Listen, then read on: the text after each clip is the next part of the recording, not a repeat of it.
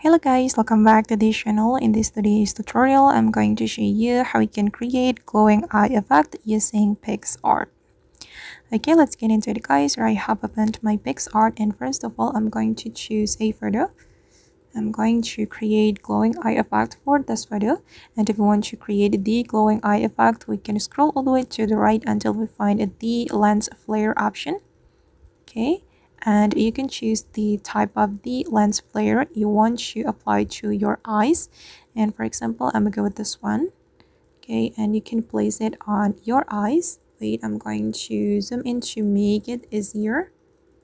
Okay, just like this, and you can keep adjusting until you're satisfied with how it looks. You can also rotate it. Okay, and adjust the opacity right here. You can also change the color if you want. Go to the hue to change the color.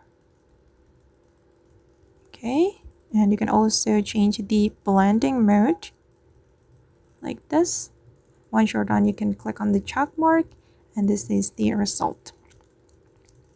Okay guys, and that's how we can create glowing eye effect in Picsart. I hope this video will be useful for you. Thank you so much for watching, and see you in the next video.